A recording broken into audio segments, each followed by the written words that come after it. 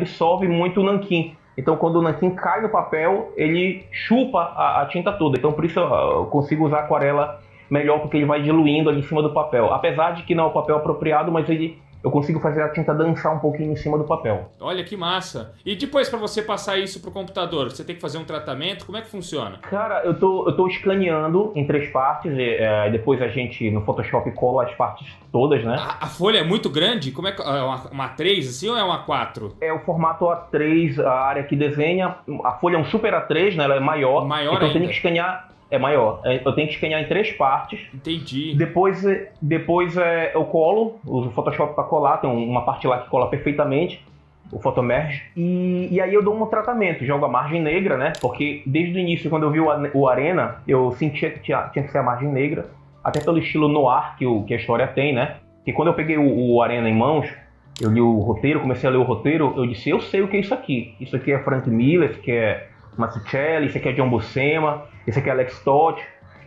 Isso aqui são os caras das antigas, né? E não é só uma questão de desenho, porque quando você vai, por exemplo, comprar um quadro de um pintor famoso, a moldura ela tem que corresponder ao estilo mais ou menos daquele quadro. Então você não pode comprar, sei lá, um quadro do Monet e jogar uma armação de ferro de latão, né, ao redor. Tem que ter uma coisa trabalhada e tal. Da mesma forma que tu não vai pegar um quadro do Picasso e mandar fazer um entalhe barroco, porque não tem nada a ver.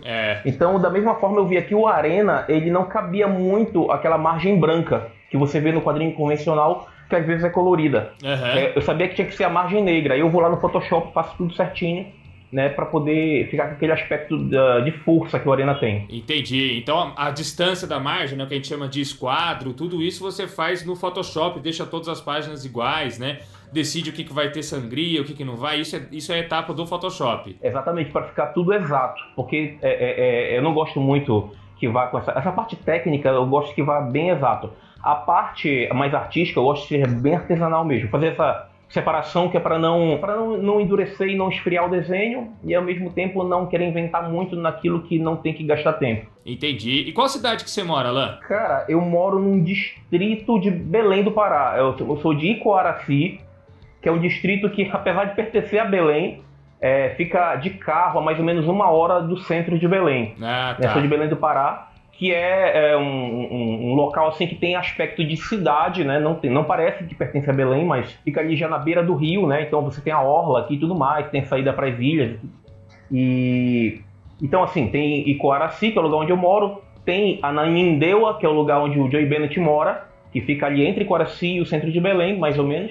Na outra direção, e depois tem Belém. Ah, saquei. Pô, eu tô perguntando, né, até pra galera saber, porque a nossa vontade, na verdade, era fazer um vídeo no seu estúdio, né? Mostrar como é que você desenha, onde você trabalha, o local de trabalho, porque deve ser muito interessante ver um artista trabalhando numa prancha tão grande assim, né? Usando aquele monte de material e tal. Ia ser muito legal. Futuramente a gente tenta marcar alguma coisa aí. O Alan, ele mandou alguns vídeos, Bruninho, que eu postei nas mídias sociais. Não lembro se a gente chegou a postar na do Pipoca, dele pintando, ele legal, fazendo uma página aquarelada, linda. Legal. E só um detalhe, ele disse que ele está escaneando em 3 partes, mas isso daí, esses scanners, né, Alan, são só as guias para a gente montar as letras, fazer as coisas. O scanner definitivo, a gente vai fazer posteriormente, vai ser inteiriço, numa parte só, por isso que precisa de um scanner bem grande, né? Exato, porque de vez em quando eu gosto de olhar as páginas do início até o fim para saber como é que o corpo da história tá ficando. Essa coisa da arte solta, assim, às vezes eu vejo o pessoal postando na internet, o cara desenha um braço, né, no grafite azul e escreve embaixo, trabalhando. Bom, tá bom, mas tá fragmentando na verdade. Então assim, eu gosto de ver o trabalho pronto, todo, e depois como ele fica dentro do corpo, que é a história em quadrinho. Então assim, pegar da página 1 até a página 120, 130, para mim é importante também. Né? Para mim não é só o quadro onde estão os personagens e a ação acontecendo. A arquitetura da página, ela não pode ser dispersiva para o leitor. O cara tem que olhar, sentir a força daquilo e ficar preso naquilo ali. É por isso que a gente acha diferente, né? Você lê quadrinho digital e você lê quadrinho físico, né? E quando você pega um gibi físico, você tem o olho bate a página inteira, né? No digital, às vezes tem que ficar dando zoom em quadrinho por quadrinho e você perde o que é a unidade de uma página, né? A arte como um todo colocada ali. a conjuntura dos painéis, né? Isso sacrifica o aspecto da arte, porque a gente sabe que o leitor de quadrinhos é leitor, só que a arte vem ali para abarcar. Tem aquela história do princípio do olhar, né? O olhar de todos os sentidos é o mais importante. Então, toda vez que você está olhando lá a página digital que você tem que estar passando, e geralmente você dá o zoom para poder ler. Isso. Se você vai olhando de forma widescreen, você acaba tendo uma noção poética, porque você está lendo ali a poesia, que é a escrita, né? Mas perde o contexto do inteiro, como uma estante. Minha estante está bonita, está cheia de livro. Pois é, mas se você olhar só aquela parte da estante, você não vai conseguir perceber se a estante está preenchida ou não. Fica fragmentado, né? Exatamente. Interessante, cara. Bom, falando então nas inspirações especificamente, o que o Alan fez pra gente, galera, foi um guia de quadro por quadro que ele achou que seria legal destacar aqui e a gente comentar para mostrar um pouco das inspirações, né? Então a gente começa num quadro aqui, e a primeira que ele separou pra gente aqui foi um alto contraste que a gente vê já na página 12 do quadrinho, né? Por que você separou essa, Alan? É porque, assim, apesar de parecer uma página um quadro muito simples, mas ele remete a justamente aquilo que eu falei há uns minutos atrás. Quando eu peguei o Arena em mãos para ler o roteiro, eu disse, cara, eu sei o que é isso aqui, porque não se trata de eu vou desenhar quadrinho e eu gosto desses artistas e o meu estilo é tal. Não é bem isso. É que nem a música. Quando você vai compor uma música, você tem uma ideia, você tem um tema, né? O Calar entende bem disso. Então você vem uma ideia. Aí, poxa, tive uma ideia bacana. Aí quando você vai compor a música baseado nessa ideia, chega uma hora que a música começa a te levar para um lado. Porque a música, por ser uma coisa viva, relativa à arte, então ela tem um desejo próprio, uma vida própria. E você tem que meio que... Beleza, com a técnica você vai controlando, mas você vai perseguindo aquilo também. Você não vai manipulando a natureza a qualquer custo. Você vai seguindo e ver para onde ela quer ir. Com o desenho do quadrinho é um pouco a mesma coisa. Então, você olha o Arena, Mazzucchelli e tal, Frank Miller, Matteo Buffani, que é um cara de agora, mas que é muito bom, Jorge Zaffino e tal. Só que tem uma hora em que tu começa a desenhar e a história vai caindo para um lado.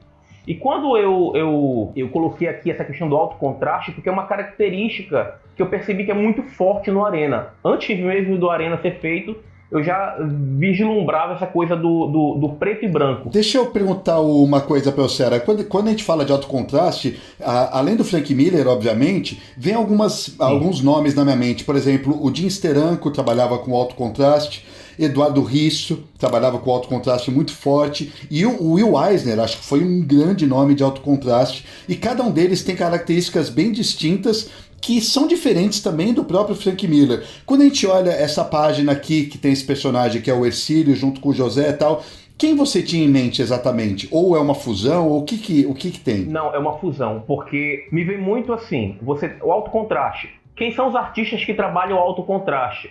Qual é a escola de alto contraste desse cara? Então, o Frank Miller, ele vai fazer uma coisa tão absurda que tem hora que vai parecer negativo. Uhum. Porque ele vira o preto no branco e vice-versa. Já o Steranko e o Hollywood, eles são caras que eles respeitam muito a forma. Então, o alto contraste, no caso deles, é muito forte, só que sempre respeitando a forma. E aí entra uma outra questão. O Frank Miller, ele é um cara que ele trabalha a sombra por fora. Ele modela as formas. Já o Hollywood, ele usa a sombra por dentro. Por mais que ele escolha um lado para fazer sombra e deixe um lado branco, que é o lado da luz, mas ele sempre coloca por dentro. Mais lá para frente vai aparecer uns rostos, né? Talvez vocês coloquem aí de exemplo, aonde a sombra está dentro do rosto, na maçã do rosto. Mas ao mesmo tempo ela é predominantemente de um lado e do outro sem nada praticamente, né? Então assim, tem que perceber as escolas da técnica. O Alexandre, só para dar um exemplo de uma outra coisa que usa isso, ele falou do meu trabalho com iconografia, né? Mas a iconografia ela tem escolas iconográficas, né? Então, numa escola o ícone vai ser feito em pé, na outra vai ser feito deitado. Então, depende muito da escola e porque isso vai influenciar no resultado final de acese lá do iconógrafo. No caso do quadrinista, a mesma coisa, né? O Frank Miller, como ele tem muito apego à questão da força, da brutalidade, então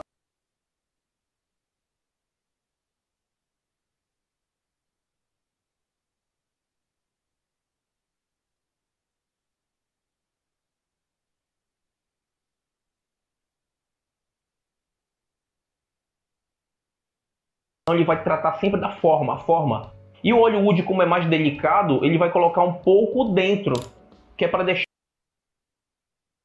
A Ânima é o ecossistema de educação que está revolucionando e democratizando o ensino universitário